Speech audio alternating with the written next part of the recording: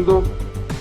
El señor es un abogado, es un experto en nuevas tecnologías, ha sido uno de los creadores y fundadores del Partido Liberal Republicano en la provincia de Córdoba y asimismo de la Fundación Liberal Republicana. Es una de las personas que creen que el liberalismo debe ir a la carga en el aspecto político, no solamente en el aspecto catedrático, en el aspecto de las ideas, sino de la acción también. Es el señor Martín Carranza Torres, del cual me enorgullezco de decir, soy un amigo, desde el momento que nos conocimos, es un gran tipo, es un tipo muy simpático y un gran personaje. Martín, ¿qué tal? Buenas noches, ¿cómo estás? Hola, Thor, buenas noches. Bueno, muchas gracias. Siempre el Club de la Libertad me da este honor, este privilegio de que me presente un superhéroe, el mejor de los superhéroes que tiene el Club de la Libertad. Así que buenas noches y buenas noches a todos los que están por ahí. Mira, hoy teníamos agendado, sé que vamos a tener un par de temas extras, seguramente hay un par de cosas interesantes puestas ya en la lista, pero el título que habíamos dado a la charla de hoy es El Estado de Derecho en épocas de crisis. Estamos en un momento en que la última vez que estuve charlando con alguien, no fue ayer, fue el lunes, hacíamos el comentario de que ciertamente este es un momento de pandemia, es una situación idílica para el populismo, para este tipo de tendencias izquierdosas y también lo sería para una de ultraderecha. Todo lo que tenga que ver con el populismo, los que son políticos, como suelen decir ellos, de carrera, que tienen esa afición por la política, pero acendrada en la idea de hacer toda una vida a partir de eso, sueñan con momentos como este. Enfrente, del otro lado, estamos nosotros, estamos los ciudadanos, que tenemos que de alguna manera aferrarnos a quizás a lo institucional para poder tratar de preservar nuestros derechos como ciudadanos en estos momentos. ¿Qué te parece si arrancamos por ese lado, por ver cómo está en este momento la institucionalidad, particularmente en nuestro país? No hablemos de todo el mundo, pero en nuestro país, en este momento de crisis. Bueno, sí, me gusta empezar por ese lado, porque en primer lugar, nosotros venimos de... Bien, yo tomo algo más tranquilo. Lo mío es TBR, pero bueno, simplemente por ojalá estar que no se enfrente haga de un muy largo. amigo. Ojalá que no se haga muy largo. Sí, no, bueno, sí, efectivamente. Argentina está en emergencia desde que yo nací y tal vez desde antes. Yo puedo dar fe de todas las situaciones de emergencia que siempre han justificado avasallar el Estado de Derecho y la institucionalidad en Argentina, ¿no? Hay leyes de emergencia, no sé, desde el impuesto a las ganancias, que fue un impuesto de emergencia, pasando por casi todos los impuestos, el impuesto a los bienes personales, que tengamos más de 160 impuestos en Argentina que pagar todos los días, es porque hemos estado de emergencia en emergencia y nunca las emergencias terminaron. El impuesto al cheque, por ejemplo, que es una de las cosas más aberrantes que hay a nivel impositivo, porque es un impuesto que se cobra una vez que se pagaron todos los otros, e incluyendo el monto de todos los otros, que ni siquiera se puede deducir de ganancias, como era inicialmente la idea. Fue la emergencia que le permitió a Cavallo mantenerse como ministro, para resolver el problema de caja del Estado y no de la gente, de cuyos ahorros se había quedado el sistema bancario. O sea, resolvieron cómo pagar los sueldos poniéndole un impuesto más al que produce riqueza. Y los impuestos que ahora se están generando también tienen que ver con esa inexistencia de institucionalidad. Entonces, el primer punto para mí importante es ese: marcar que esta emergencia va a justificar una vez más avasallar las instituciones, pero hay otras emergencias anteriores que no dependían de un virus, sino de las malas praxis de los distintos gobiernos que se fueron sucediendo, que también avasallaron el Estado de Derecho. Y me quiero parar sobre ese puntito para explicar un poco para atrás cómo deberían ser las cosas. El Estado de Derecho, como lo entendemos nosotros en Occidente, en el mundo civilizado, nuestra Constitución, como lo entiende, es un límite al poder. Es un mecanismo constitucional, un mecanismo consensuado, llámale, para ponerle límites al poder. Es decir, la legislatura, el poder legislativo, el Congreso, existe para que el presidente no pueda hacer lo que quiera cuando se le ocurra. El poder judicial existe para que cuando nuestras garantías individuales establecidas en la Constitución sean avasalladas, por ejemplo, la libertad de circular, él sea el juez el que las vuelva a poner en su lugar. ¿A través de qué? De los que fueron designados en el sistema institucional nuestro para llevar eso a la justicia, que somos los abogados. Es el abogado el encargado de proteger las garantías constitucionales, no son los políticos, ¿no? Cuando alguien lo meten preso sin una causa, es el abogado el que tiene que poner un habeas corpus. Cuando a alguien le quitan su propiedad de manera injustificada, es el abogado el que tiene que poner, que tiene que llevar la causa a la justicia. Y es la justicia la encargada de volver a poner en su lugar el Estado de Derecho. Entonces, es un rol judicial, es un rol de abogados, digamos, el de defender esas garantías institucionales, que están hechas y diseñadas para que sean fundamentalmente un límite al poder. Todas las leyes de emergencia que ha tenido la Argentina antes, durante y va a seguir teniendo después del coronavirus, tienen por objeto poner al poder por encima de las garantías individuales. Y ahí es donde empiezan los problemas, ¿no?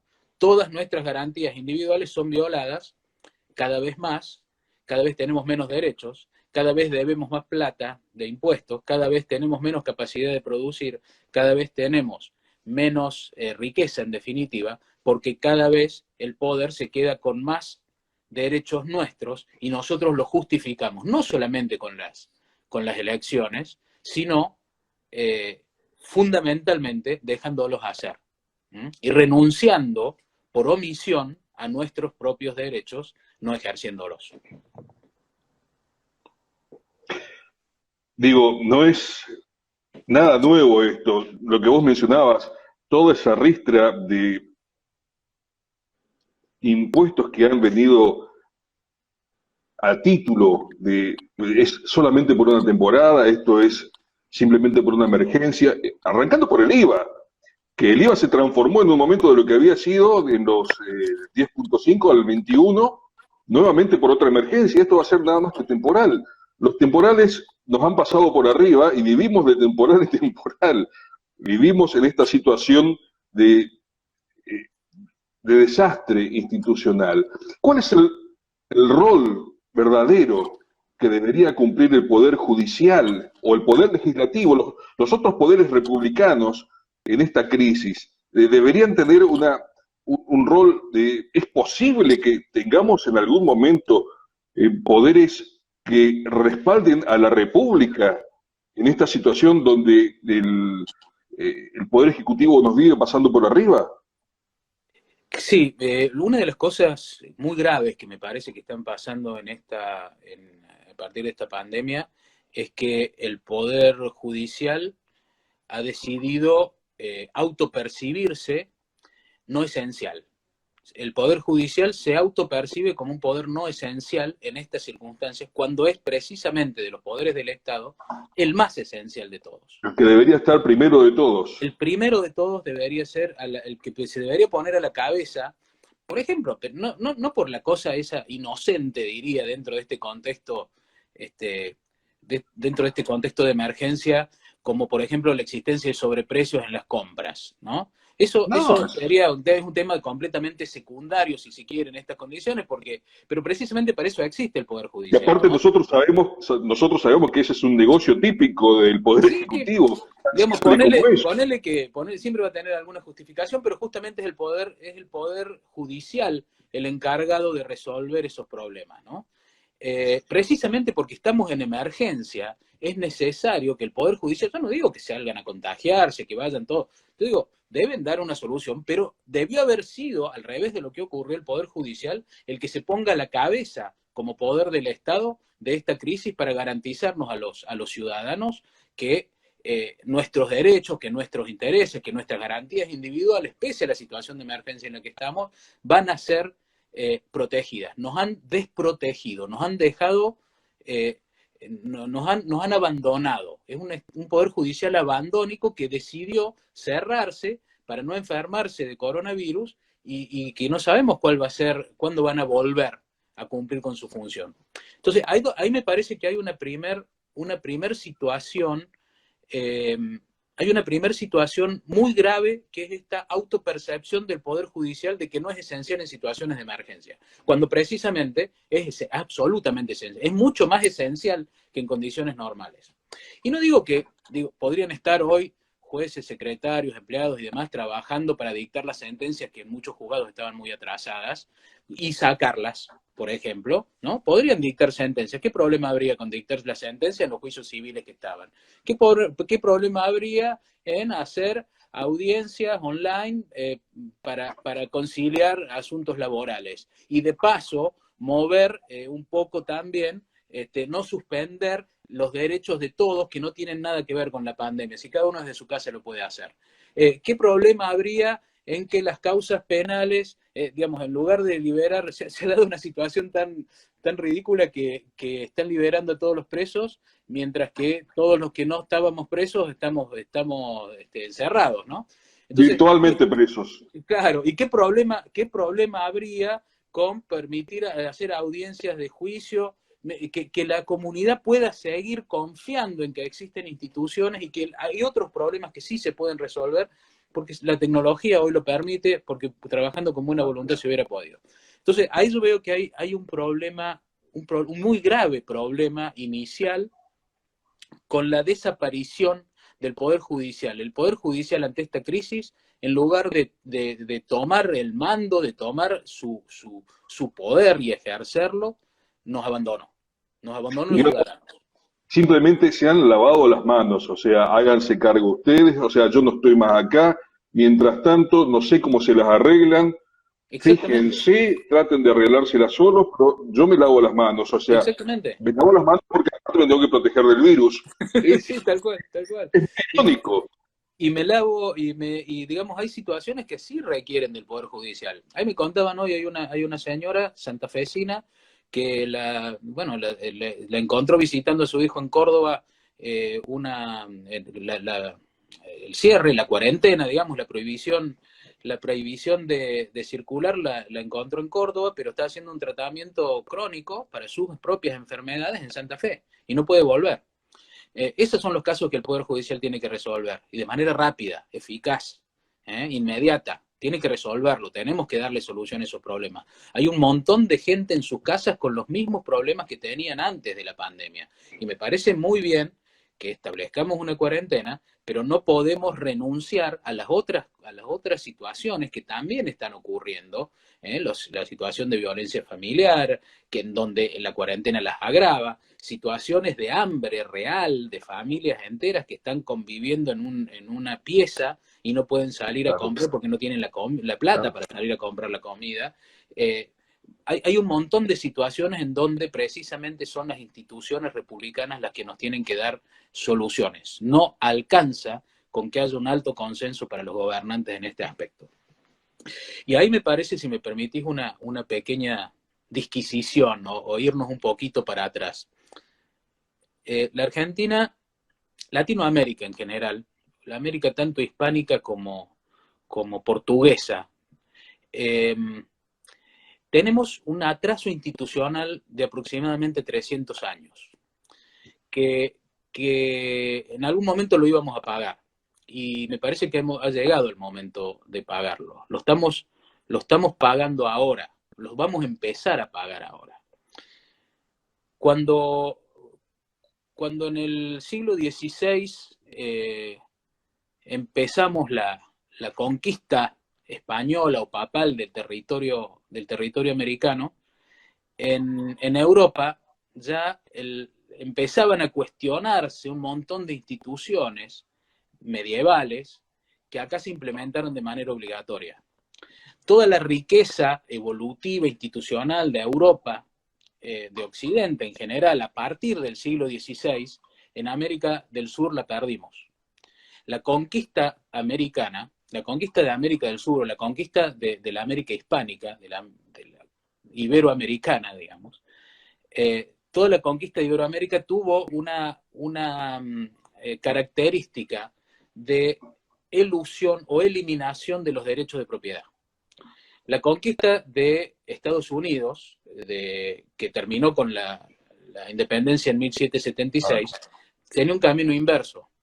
Totalmente al revés. Los españoles en América Latina tenían la capacidad de tener mano de obra muy abundante, que eran indígenas, claro, que vivían en la tierra, y además se repartían las tierras a través de bulas papales y de la organización en la que se dio. Mientras que en Estados Unidos, mucho después, un par de siglos después de la conquista en el sur, se generó a partir de la necesidad de terminar con la enorme pobreza que había a partir del trabajo, a partir de la generación de instituciones. La primera constitución americana la redactó Locke, nada menos, claro, que tenía como base los derechos de propiedad, ¿no? Se le repartían tierra a los colonos para que la trabajen, se les daba en propiedad la tierra para que la trabajen, en lugar de tener concesiones hacia los poderosos que eran los que tenían la capacidad de esclavizar a la gente que iba a trabajar. Entonces, hubo un atraso institucional en América del Sur, o en la América hispánica, digamos, en lo que llamamos hoy Iberoamérica, que hoy lo estamos pagando muy caro. Lo estamos pagando muy caro en términos de derechos de propiedad, en términos de garantías individuales, etcétera. La revolución gloriosa en Inglaterra de 1688 fue la que estableció los límites al poder. Fue la manera en la que, después de un periodo de 10 años sin rey, sin monarquía en Inglaterra, lograron organizarse para que el rey no tenga lo que ocurría en el resto de Europa, que era el absolutismo. El rey no puede hacer lo que quiera, ¿no? Ese es el régimen, el sistema institucional que toma Estados Unidos en su independencia en 1776, que no es el régimen de la Revolución Francesa de 1788. Claro, obviamente. Que sí termina de algún modo con una parte del absolutismo, pero que les llevó mucho tiempo lograr una república con límites al poder, que es el secreto de la prosperidad en las sociedades civilizadas. Entonces, ahí es donde yo creo que nosotros estamos fallando fuertemente y donde no veo posibilidad de salida hacia adelante. Porque yo quiero decir, en este momento de cuarentena, yo siempre digo, hablo con mucha gente todos los días, todos estamos deseosos de tener contacto con gente, aunque sea por teléfono, y la verdad es que creo que son los días más apacibles que vamos a pasar en los próximos años, así que hay que aprovecharlos, hay que aprovecharlos para serenarse, para conversar entre nosotros y para poder reflexionar un poco sobre lo que viene, porque lo que viene va a ser muy difícil, va a ser muy duro, y va a ser muy duro desde el punto de vista institucional sobre todo. Son esas instituciones las que nos van a sacar del pozo en el que vamos a estar cuando salgamos a la calle dentro de algunos días. Espero que salgamos dentro de algunos días, no dentro de muchos, pero el problema es institucional. ¿Hay un problema económico? Sí, claro que lo hay. Hay un problema institucional. Y el problema institucional implica, por ejemplo, a ver, vamos a hacer una comparación. Es un horror. Estados Unidos de Norteamérica tiene 6 millones de desocupados en el último mes. Hay 6 millones de personas en Estados Unidos que han perdido su empleo, ¿sí? En Argentina todavía ninguno, porque están prohibidos. Digamos, hubo aparentemente 1.500 que ya se despidieron con un acuerdo, pagándoles la doble indemnización y demás. ¿Es bueno para Argentina eso, desde el punto de vista institucional? Bueno, la verdad, esos 6 millones de ciudadanos que no tienen trabajo en Estados Unidos van a pasar a cobrar un subsidio de desempleo. Van a ser menos que los que cobran subsidios en Argentina, por supuesto. Van a cobrar subsidios de desempleo durante el tiempo que dure la desocupación, pero una vez que la economía empiece a marchar, esos 6 millones van a volver a tener pleno empleo y seguramente un empleo mejor o mejor remunerado en muy poco tiempo posterior a eso. Y va a ser el Estado el que les va a dar una solución provisoria mientras la crisis dure. Nosotros tenemos la situación exactamente inversa. Como las empresas no son dueñas de su patrimonio, sino que el dueño del patrimonio es el Estado, les prohíbe que despida a la gente, les obliga a que sigan pagando y les impide que salgan adelante en el momento en que puedan hacerlo. Más allá de la actitud que cada empresa vaya a tener con sus empleados. Las pymes no son las que van a despedir gente porque trabajan con sus hermanos, con sus primos, con sus amigos, son toda gente muy, muy allegada. Entonces tratan de resolver el problema entre todos. En muy pocas pymes se aplica la ley laboral a rajatabla. Es cierto. Pero básicamente nosotros tenemos un problema institucional con la desocupación, porque está prohibido despedir. Y supongo que esta crisis va a obligar a que revisemos muchas de las instituciones, muchas otras instituciones a las que somos, que nosotros amamos, que son las instituciones del fracaso, y que nosotros amamos, que nosotros adoramos, que nosotros reverenciamos como si fuera dogmas imposibles de modificar. Me quiero referir especialmente a dos. Una, ahora, a la luz de lo que está pasando mucho, tal vez la más ridícula de todas, es la intangibilidad de los haberes de la justicia. Hay una garantía constitucional que nunca se logró violar o que nunca se logró morigerar, porque obviamente los que deciden eso son los propios damnificados. Es el único caso de un poder del Estado que lo hace de esa manera. Porque el presidente puede por decreto hacerle bajar los sueldos a los legisladores y no va a pasar gran cosa. Pero si por decreto quisiera bajar los sueldos de los jueces o hacer un ajuste en el presupuesto, el presidente no dura 2 días. Bueno, la intangibilidad de los sueldos de la justicia en un Estado completamente quebrado, como está desde hace rato, aunque muchos todavía no parecen darse cuenta, me parece que es una de las instituciones importantes que va a haber que revisar. Va a haber que revisar la intangibilidad de los haberes de los funcionarios públicos. En un Estado justo, eso no tiene el más mínimo sentido. Tan simple como eso. No, a ver, la justificación por la cual eso es así es para evitar que el Poder Ejecutivo gobierne a los jueces amenazándolos con bajarles el sueldo, ¿no? Esa era la justificación. El problema es que a partir de eso los gobierna aumentándoselos. Hoy para un juez cualquiera, y esa es la razón un poco de la impunidad que reina en la Argentina, hoy para un juez cualquiera es mucho más importante mantenerse en el cargo para terminar su carrera como juez y después poder jubilarse, porque tienen salarios que son muchísimo más altos que el promedio de todos los que interactúan en ese sistema, que hacer algún acto de arrojo o de honestidad o que implique el patriotismo de jugarse y enfrentar al poder. Y esa es una de las razones, no la única, por las cuales lo que reina en la Argentina es la impunidad. No ahora, que no hay poder judicial, sino desde antes. Esa es una de las instituciones que me parece que han quedado, son necesarias de revisar. Y hay otra institución en particular, dentro de las muchas que tendríamos que revisar, que es la estabilidad del empleo público. La estabilidad del empleo público implica, digamos, y también se justificaba en una norma similar, para evitar que los políticos cuando llegan al poder, echen a los que habían nombrado los anteriores, cuando se supone que los anteriores eran idóneos para el cargo, terminó haciendo que se hagan verdaderas capas geológicas y cada gobierno que viene, como no puede echar a los anteriores, pone los nuevos. Y el que viene después, como no puede echar a ninguno de los anteriores, pone los nuevos y así sucesivamente.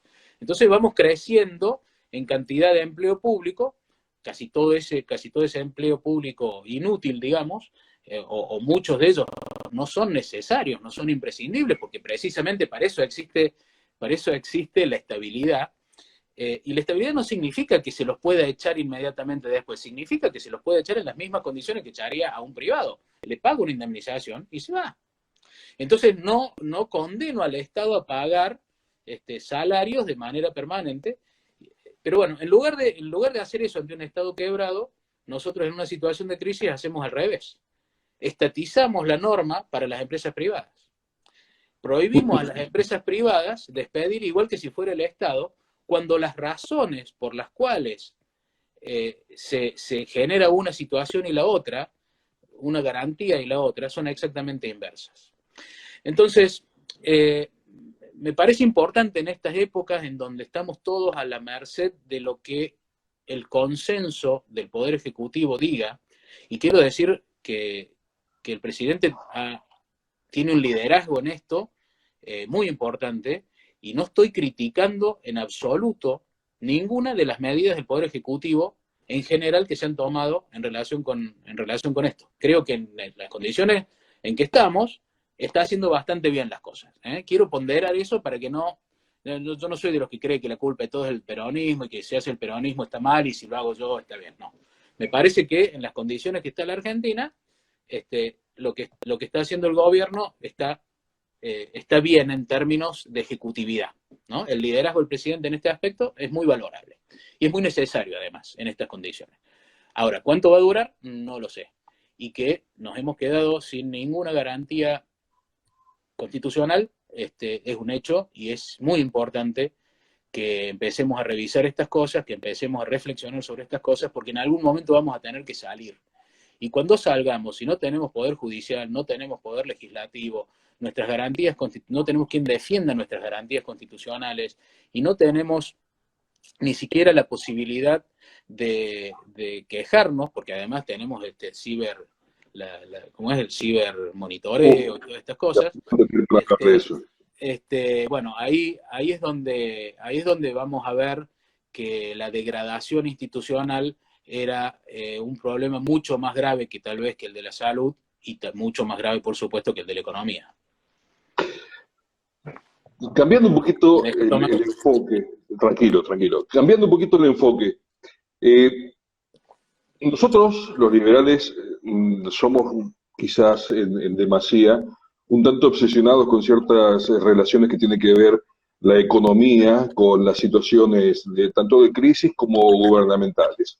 Sabemos que veníamos ya en una situación de inflación galopante y sabemos a dónde vamos tranquilamente a parar una vez que esta situación de país no productivo se ha declarado, porque es más allá de la situación de cuarentena, es poner en cuarentena la productividad del país. Vamos a tener una inflación realmente muy importante. Existen históricamente métodos por los cuales la Argentina logró en cierto momento frenar, salir de la inflación. ¿Cómo se manejó institucionalmente esa salida de la inflación en nuestro país y cuáles son los mecanismos que podríamos tener institucionalmente? Me remito específicamente a esto porque sos un experto en el tema, para la salida de la inflación. Muy bien. Bueno, la primera cuestión importante es decir que en general a periodos de grandes inflaciones en el mundo, en la historia, ha habido muchos periodos de hiperinflación a lo largo de la historia de la economía. En general han terminado en guerras o en tiranías. Hitler es el resultado de una hiperinflación.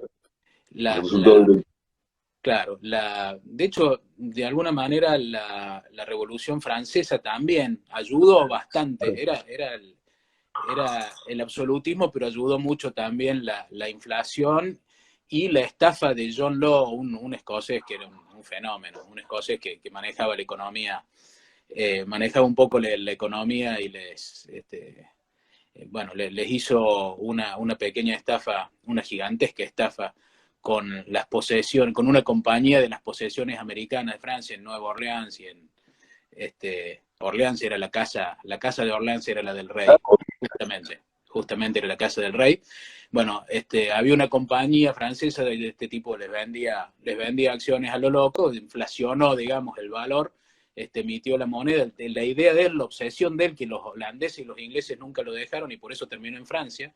La única manera que podía implementar esto era el absolutismo, y encontró en Francia un terreno muy propicio para eso, y le permitieron, era el encargado, John Law fue el vudú de Francia, ¿no? Previo a la revolución. Gracias a él, gracias a él tuvimos la Revolución Francesa, ¿no? Era el que emitía los billetes, básicamente. Él tenía la maquinita, no le necesitó comprarle ninguna empresa a nadie, tenía la maquinita y emitía los billetes que se le cantaban. Digamos, vamos a decirlo, para decirlo en términos. Bueno, todas esas, las inflaciones en general han terminado con guerras, con matanzas y con tiranías. Hay una experiencia bastante reciente en Argentina de salida pacífica y normal, formal, de la inflación, que fue durante el primer periodo de Menem, ¿no? Okay. Que sencillamente implicaba disciplina fiscal. Nada más. Y efectivamente se resolvió. Implicaba decir, muchachos, no hay más. Entra un dólar, emito un peso, no tengo dólar, no emito peso. Era así de sencillo, no había mucha magia. Y todos nos acostumbramos a eso, ¿no? Porque veníamos de una experiencia que muchos se acordarán, pero si no, se las quiero recordar. A mí se me pone la piel de gallina, que es el plan austral, que era todo lo contrario, ¿no? El plan austral era, congelamos los precios, congelamos los salarios, no sé si vamos a emitir o no, pero lo que está prohibido es, había una palabra que estaba muy de moda, que era el desagio. Sí, señor. El desagio, ¿no? Había que volver atrás unos meses. Imposible no acordarse de eso. Bueno, entonces, y no terminó bien esa experiencia, no terminó nada bien, terminó con saqueos, terminó con hiperinflación. Entonces, la única manera de resolver es con disciplina. Y sin disciplina fiscal, que es lo que no estamos teniendo, hace falta una institucionalidad muy fuerte. Hace falta gente defendiéndose de los atropellos de los poderes, de los poderosos, porque los poderosos no son solamente los que gobiernan, son otros poderosos que se distribuyen la torta, digamos, ¿no? El sindicalismo en Argentina es un poder, es como más que el cuarto poder, ¿no? Tenemos poder ejecutivo, poder legislativo, poder judicial y poder sindical, que es el que condiciona a todos, es de alguna manera el que condiciona a todos. Y además, institucionalmente en Argentina tenemos la contracara del sindicalismo, que es, vamos a representarlo, aunque se puede ser una injusticia, en la Unión Industrial Argentina, que son los mismos empresarios que viven de lo mismo que viven los sindicalistas, digamos, de negociar entre ellos. Los empresarios que piden protecciones, los empresarios que piden cierres de fronteras, los empresarios que piden prohibir importaciones, los empresarios que piden inflación a cambio de lo cual dan empleo, ¿no? Los que son los ludistas del momento, ¿no? Los ludistas eran los que rompían máquinas para no quedarse, rompían las máquinas durante la Revolución Industrial para no quedarse sin trabajo. Bueno, los industriales argentinos, una buena parte de los industriales argentinos, que además es gente grande, en todos los países civilizados, las cámaras industriales están manejadas por gente joven, que son los que hacen las empresas jóvenes. Los que hacen las empresas de la nueva economía es gente de 40 años, 50 años. Yo, que soy joven, ya estoy viejo para una cámara empresaria y soy demasiado joven para gobernar una cámara o para dirigir, digamos, en edad, porque no pertenezco, en edad soy demasiado joven para conducir la Unión Industrial, por ejemplo, ¿no? Todos me llevan 20 o 30 años a mí y no soy tan joven como eso. Entonces, cuando uno ve esa composición institucional en Argentina, obviamente que es para preocuparse, ¿no? Porque en definitiva, a la mesa del reparto de la riqueza, no nos sentamos todos, se sientan los mismos de siempre. ¿Y qué hacen? Seguirse repartiendo las cosas de la misma manera. Así que yo creo que va a ser necesario revisar todas estas cosas.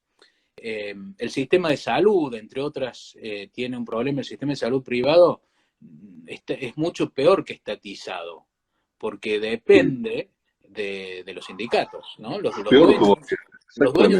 dueños del sistema de salud son los sindicatos. Exactamente. Entonces, creo que tenemos muchas instituciones por revisar y sería este un momento propicio para sentarnos a ver cómo vamos a trabajar la salida.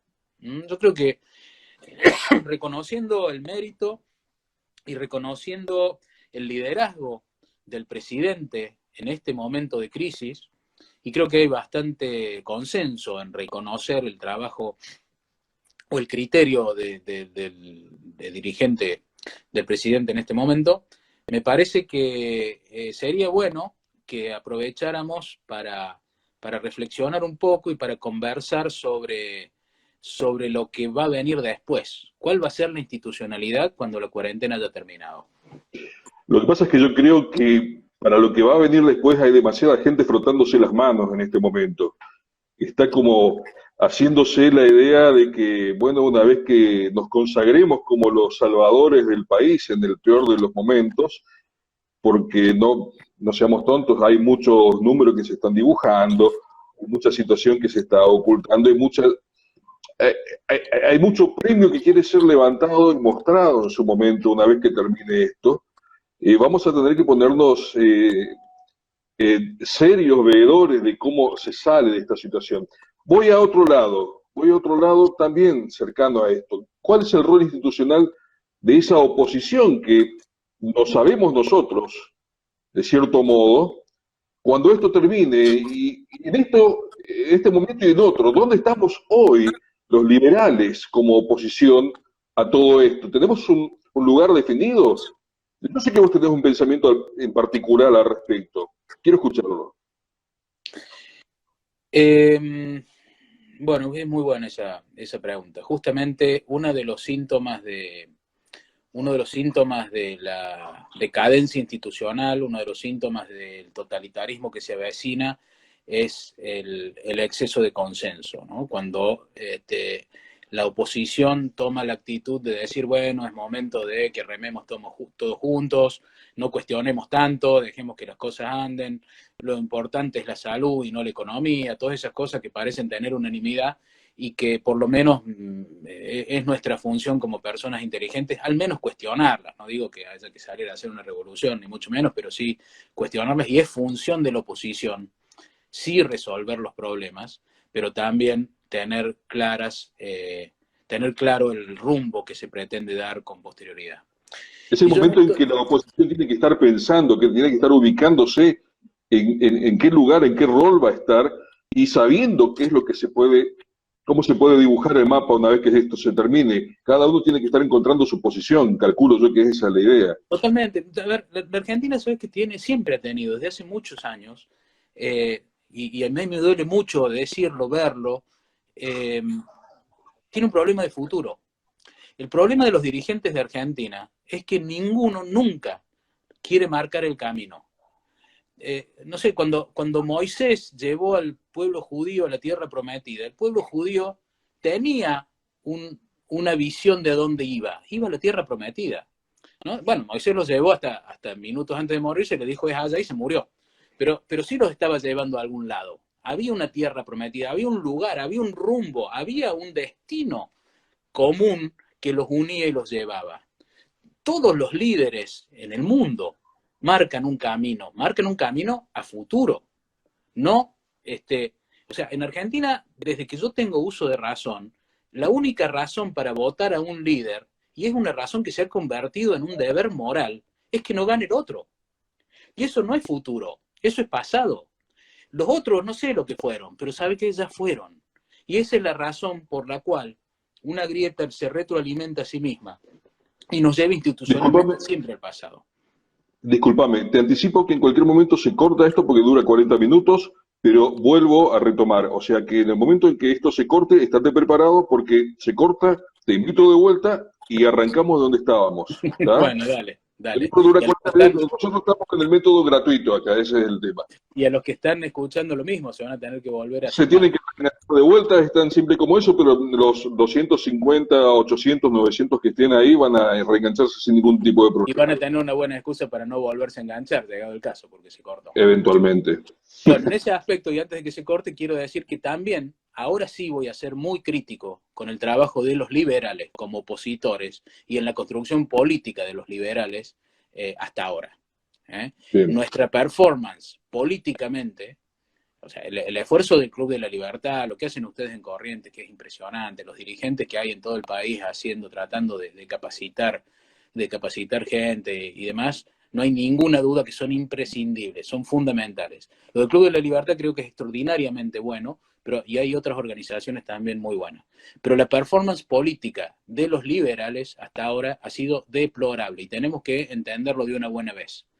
Si queremos cambiar esto, si queremos que nuestras ideas estén alguna vez en consideración del público, si queremos que influir en los que dirigen, en los que mandan, para que no nos lleven puestos, para que no haya un totalitarismo inevitable e irreversible, es fundamental que los liberales nos empecemos a dar cuenta que hasta ahora venimos haciendo muy mal las cosas, desde el punto de vista de la performance política. No veo liberales en ninguna legislatura. He visto liberales corriendo al calorcito del poder cuando más o menos lo ven cerca. Y si no lo ven tan cerca y tienen la posibilidad de tener el calor del poder, también.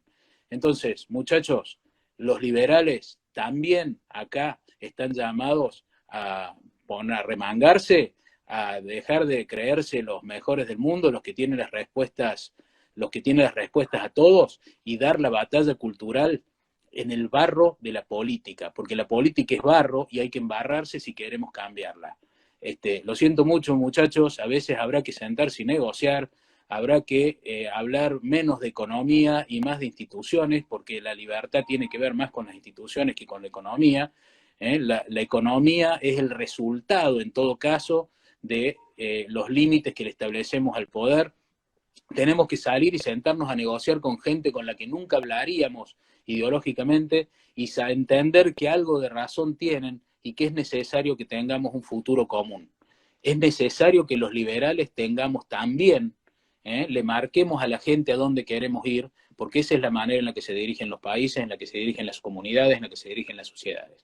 Mientras no tengamos un proyecto de futuro que a la gente la seduzca, que podamos conducir a la juventud hacia un futuro querible y consensuado, tampoco los liberales tenemos mucho para aportar. Necesitamos sentarnos, explicar las cosas, pero sobre todo necesitamos bajar al barro de la política, hacer política, tolerar, aguantar. Necesitamos del otro para hacer política porque necesitamos del otro para llevar nuestras ideas al Congreso, a las legislaturas provinciales, a los consejos deliberantes, a todos los lugares del país donde haya gente que necesite la libertad para poder subsistir. No, el totalitarismo es el resultado de nuestras falencias y no estamos por encima de nadie, no somos mejores que nadie. Formidable, me encantó. Bueno, como te habrás dado cuenta, esto no se cortó, así que evidentemente alguien pagó la cuenta premium. Vamos a disfrutarla, si esto sigue así. Quiero ir a un último tema, tampoco lo quiero hacer exageradamente largo. Esto. Vamos pero a aprovechar. Si se hace muy largo, dejo el té verde y empiezo con el whisky. Yo ya empecé hace un cierto ratito, no sé si te darás cuenta, pero lo cierto acá es que estoy dando por finalizada una cosa. Esto bueno, tiene como 3 años por lo menos. Lo estoy dando por finalizada y aproveché que estaba enfrente de un amigo como para hacerlo. Vale la pena. El punto es, a lo que yo quiero ir, y antes de estirar demasiado todo esto, porque cuando se estira demasiado ya todo el mundo se aburre y basta y nadie puede estar tanto tiempo, por más bonitos que seamos, nadie va a estar tanto tiempo escuchándonos. Yo quiero ir al lado que vos manejás tan bien, que tiene que ver con la tecnología. ¿Qué herramientas hoy nos da esa tecnología para los que estamos de este lado del gobierno? Hoy estamos teniendo cibermonitoreo y no seamos tontos de creer que esto empezó con Fernández. Esto ya empezó hace mucho tiempo, esto lo están manejando todos los gobiernos del mundo. Esto es una afrenta, quizás directa o no, a la libertad. Depende de qué lado queremos ponernos de la libertad. O sea, y que se entienda bien a qué me refiero.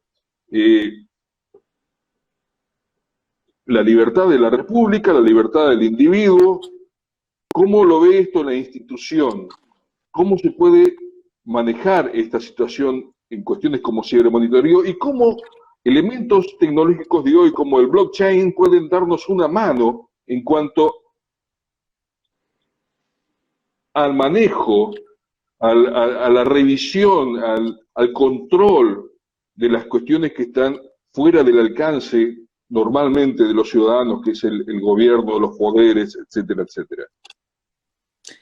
Bien, bueno, la verdad que Se le dice cuando... complicado, sí, me imagino. Sí, complicada, complicada. De hecho, no es casualidad que blockchain sea uno de la tecnología de blockchain sea uno de los principales enemigos de los gobiernos en todo el mundo, no solamente en Argentina, ¿no?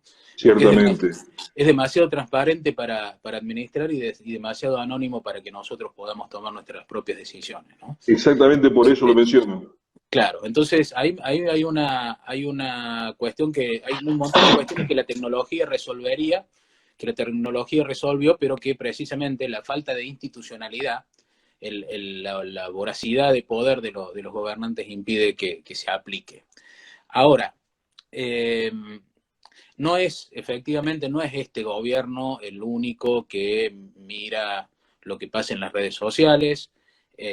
Acuérdense del caso de Cambridge Analytics, en donde se supone que Cambridge Analytics, empresa que fue denunciada por violar la privacidad de los americanos y que supuestamente fue la que le permitió ganar a Trump. Yo no creo que sea así, pero de todos modos, digamos, el escándalo tenía esos ribetes y una de las campañas en las que había trabajado De Brexit. supuestamente, claro, fue la de Macri en el 2015. Y Así también que tuvieron una influencia muy importante en el Brexit en su momento. así es.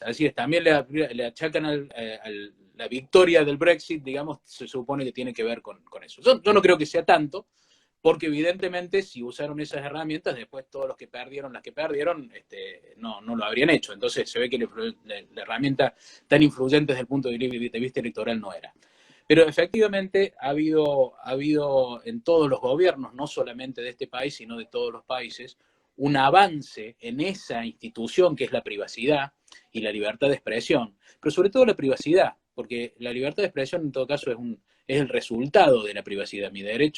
Yo tengo el derecho a no ser molestado por el gobierno y de eso se trata el sistema institucional constitucional. Nuestro sistema institucional se trata del derecho a no ser molestado. Señor funcionario, haga su trabajo y no me joda.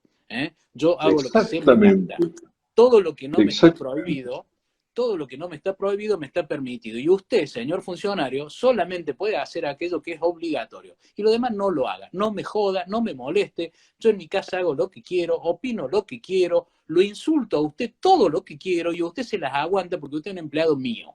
Ese es el funcionamiento institucional normal. Y si no le gusta ser mi empleado, renuncie, váyase y deje de joderme, porque esto está hecho para mí y no para usted. Está hecho para nosotros como individuos y no para usted como funcionario. Yo a usted, funcionario, no le debo nada. Le pago el sueldo todos los meses. Si no le gusta lo que cobra, váyase y no moleste.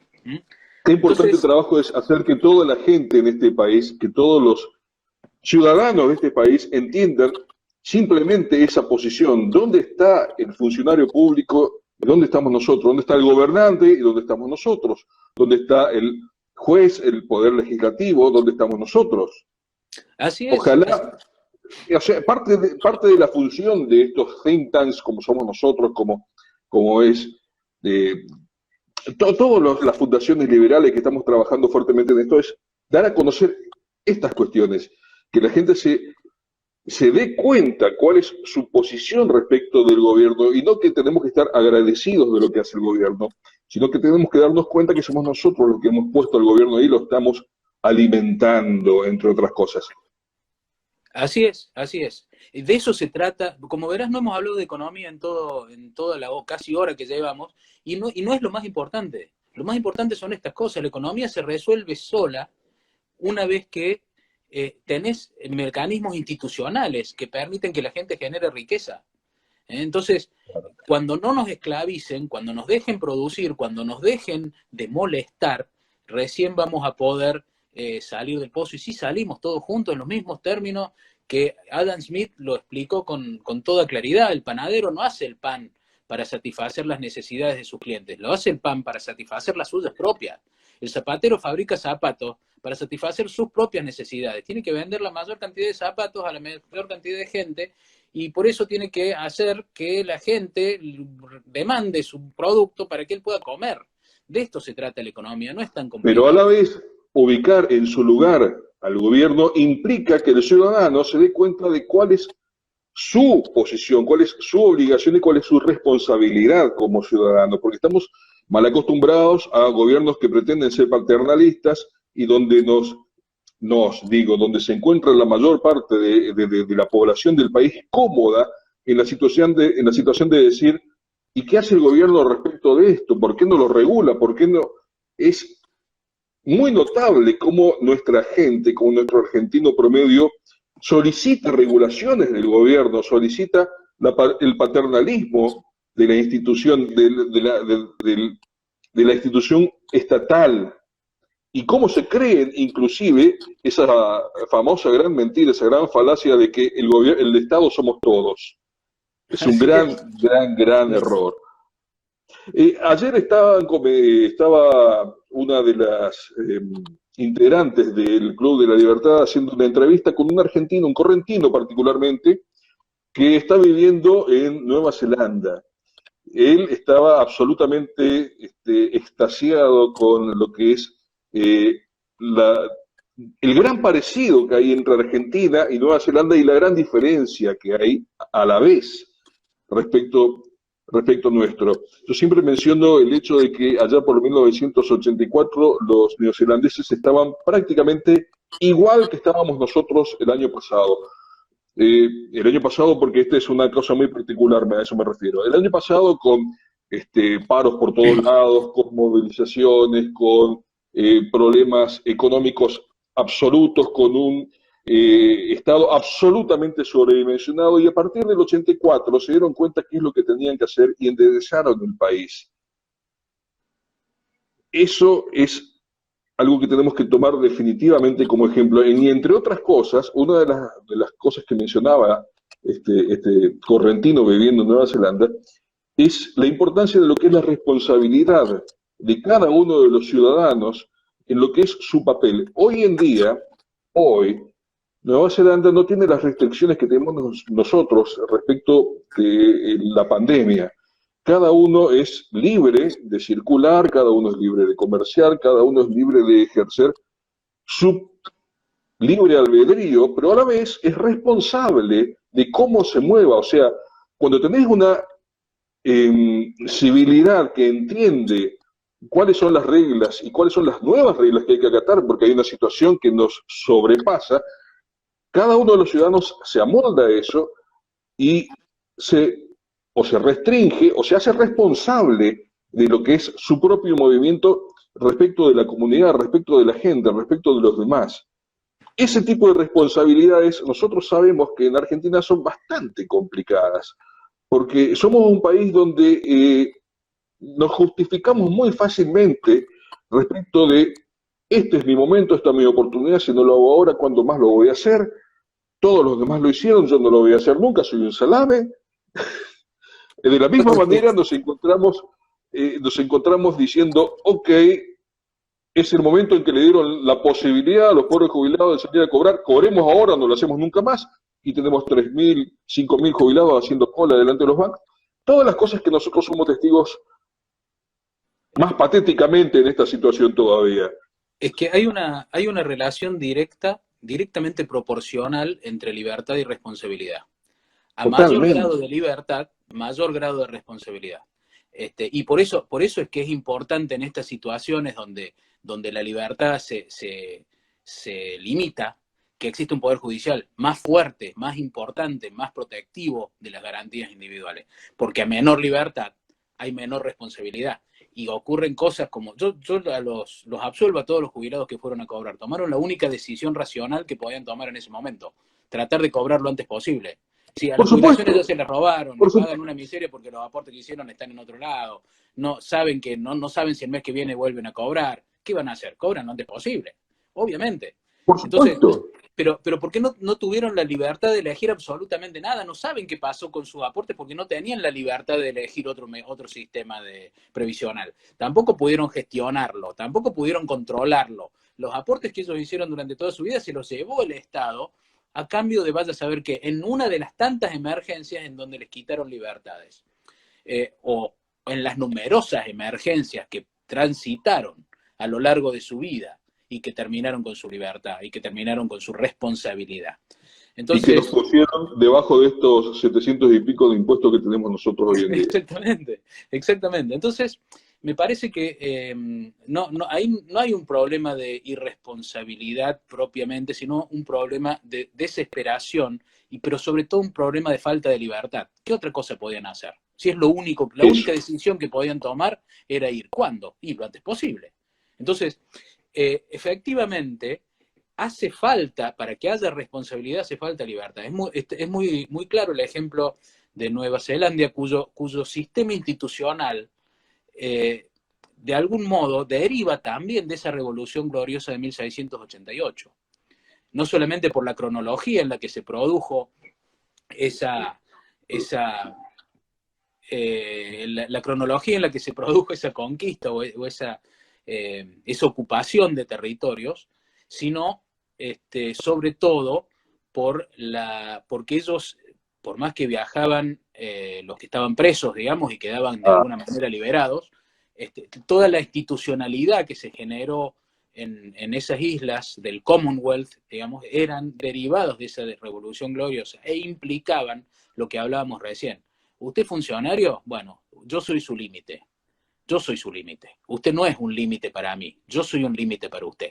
Mis garantías individuales, mis derechos son míos y usted lo único que puede hacer es protegerlos, cuidarlos, pero mínimamente respetarlos. En un sistema institucional razonable, el gobernante lo que tiene respecto del ciudadano son deberes de abstención. Esa es la manera en la que se debe entender. Hay cosas, un montón de cosas, que el gobernante no puede hacer con mis derechos, con mis garantías individuales. De eso se trata una constitución. Es un catálogo, un decálogo, si se quiere, de límites al poder respecto de nuestros derechos individuales, no un listado de obligaciones de los ciudadanos para con los funcionarios. Entonces, de esto se trata, y esta es la única institucionalidad posible para que salgamos de la crisis cuando salgamos de la cuarentena, para que no nos lleve puestas muchas más vidas la crisis económica que va a ser resultado de esto, que lo que puede llegar a llevar la gripe. Entonces, de esto se trata, y estas son las cosas sobre las cuales a mí me parece que tenemos que reflexionar y sobre las cuales tenemos que hablar ahora, no esperar a que esto pase, porque lo que viene puede ser muy grave. Tenemos que trabajar y tenemos que reflexionar sobre esto. ¿Qué va a pasar el día después? Vamos a justificar que la crisis no termine nunca para poder mantener un sistema donde todas nuestras libertades estén adormecidas o estén directamente eliminadas a la espera de que algún poderoso nos diga, bueno, ahora podés trabajar, ahora podés circular, ahora podés hablar por teléfono, ahora podés decir esto que antes no te dejaba. Un incidente que a mí me aterra, lo quiero contar así muy brevemente. No sé si te enteraste, en el día de ayer se difundió por todos los medios un concejal radical de Capis del Monte, de acá de Córdoba, dijo que había que aprovechar la pandemia para que se produzca una limpieza étnica, que se mueran los negros, básicamente. Eso dijo un ex concejal radical, de la Unión Cívica Radical. Claro, más allá de todas las cosas que se podrían decir al respecto, la única defensa institucional que ensayó el mismo radicalismo de Córdoba fue denunciarlo al INADI, que es uno de los organismos más totalitarios que tienen nuestras instituciones, ¿no? Ciertamente. El INADI es una organización que en cualquier sistema republicano serio no debería existir, nunca va a existir. No puede existir formalmente, porque es un organismo dependiente del poder ejecutivo, que tiene por objeto censurar los contenidos y las cosas que la gente diga, ¿no? Entonces, tiene por objetivo juzgar desde el Ejecutivo si es correcto o no lo que es un poder exageradamente grande. Claro, si lo que una persona dijo es políticamente correcto. Entonces, ahí vos ves cómo tenemos un problema institucional de mayor jerarquía, de mayor envergadura, ¿no? Porque no hay ninguna razón para que ese personaje que merece mucho más que el repudio público y permanente, vaya a un organismo administrativo que le aplique una eventual multa por haber dicho algo fuera de lugar. Entonces, porque además implica reconocerle al INADI un poder que no tiene por qué tener. ¿Por qué el INADI va a intervenir? ¿Por qué el Poder Ejecutivo, Victoria Donda en este caso, pero antes eran otros que lo que fueran, van a resolver si lo que está bien o está mal lo que dijo el señor, el contexto en que lo dijo? Estas son las cosas que nos van quitando libertad y que nos van quitando la capacidad de ser responsables de lo que hacemos. Martín, querido, qué decirte que ha sido más que un placer haber compartido contigo esta jornada. Es una maravilla poder tenerte de esta manera, poder haber compartido este paso vacío ya a esta altura del partido. Mi té también, se quedó vacío. Querido amigo, te dejo el momento para que te despidas, luego yo hago un par de parroquiales y estamos finalizando esto. 22:03 minutos, estuvimos una hora molestando a la gente. Martín, las cámaras para vos. Bueno, no, muchas gracias. La verdad, para mí un honor poder estar con ustedes. Creo que el Club de la Libertad es precisamente uno de esos oasis en los que uno siempre quiere parar a descansar cuando cruza estos desiertos, así que muy, muy honrado. Me encantó estar acá. Quiero aprovechar justamente a modo de cierre para reiterar un poco la arenga a los amigos liberales, a los compañeros liberales que todavía no han despertado. Necesitamos bajar al barro de la política y necesitamos legisladores en el Congreso de la Nación, necesitamos legisladores en la provincia, necesitamos concejales, necesitamos intendentes, necesitamos ser parte de esa sociedad política con la cual vamos a convencer y vamos a poder ejecutar, vamos a poder influir en el poder para que no nos convirtamos en una Venezuela, en una Cuba, en una Unión Soviética en muy corto plazo, digamos. Muy corto plazo. Sencillamente, si mayor libertad implica mayor responsabilidad, quiero hacer un llamado, aprovechar este momento para hacer un llamado a los amigos liberales a que asumamos la responsabilidad de entender que nuestras pésimas performances electorales tienen que ver con nuestra propia responsabilidad y no son culpa de otro.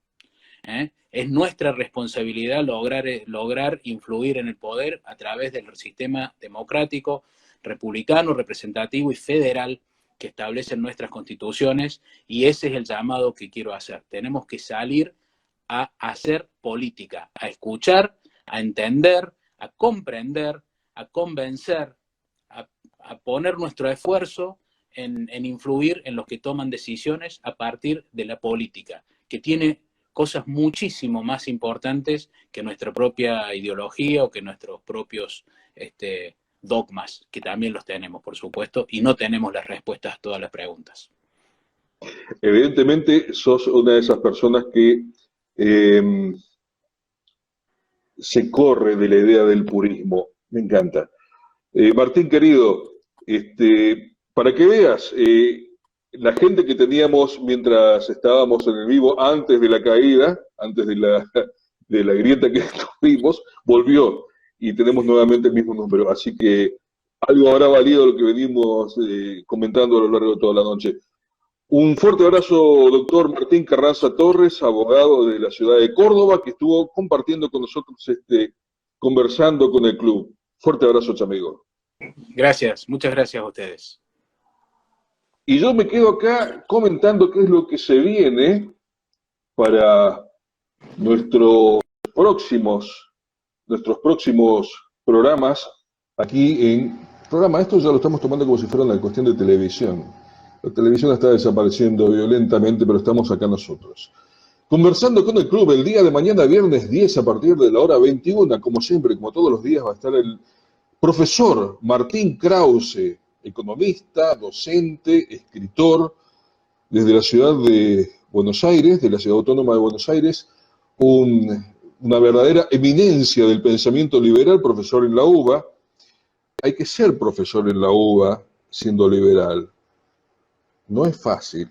Y ahí lo tenemos al profesor Martín Krause. Él va a estar mañana hablando con Alberto Medina Méndez, por si lo conocen, el presidente de la Fundación Club de la Libertad, hablando del nuevo mundo de los corona zombies. Va a estar muy bueno eso, ¿no? El nombre ya es interesante. El sábado 11, a partir de la 21, va a estar Diego López Colombo, un ingeniero objetivista de Entre Ríos, o sea, un gran seguidor de las ideas de Ayn Rand. Va a estar hablando con Edgardo Sabura, uno de los directores del Club de la Libertad, hablando sobre la ética y el rol del Estado durante la pandemia. Eso va a ser el sábado 11, a partir de la hora 21, como siempre. Y atentos, porque el día domingo nuevamente lo tenemos a Alberto Medina Méndez, pero en este caso, nuevamente, va a estar frente a nuestro querido amigo, que se hizo famoso a partir de aquel 2014, cuando se inauguró en las tribunas del Club de la Libertad, nuestro amigo Javier Milei, economista, libertario, ANCAP dinámico, hombre de los medios, gran difusor de las ideas liberales. Creo que fácilmente el 60-70% de la gente que tenemos en la audiencia liberal hoy en día es gracias a Javier Milei. Bueno, va a estar junto con Alberto, van a estar comentando el panorama económico 2020. Eso va a ser el domingo 12 a partir de la hora 21, aquí mismo, en nuestro canal de Instagram del Club de la Libertad, en esto que es Conversando con el Club de la Libertad. Yo por mi parte no tengo nada programado de acá en más, adentro bastante tiempo. No sé si nos volveremos a encontrar, no sé si me echaron, no importa. Nos encontramos cuando sea y los esperamos mañana, donde va a estar nuevamente Alberto junto al profesor Martín Krause. Un gusto, muchas gracias, chao, nos vemos.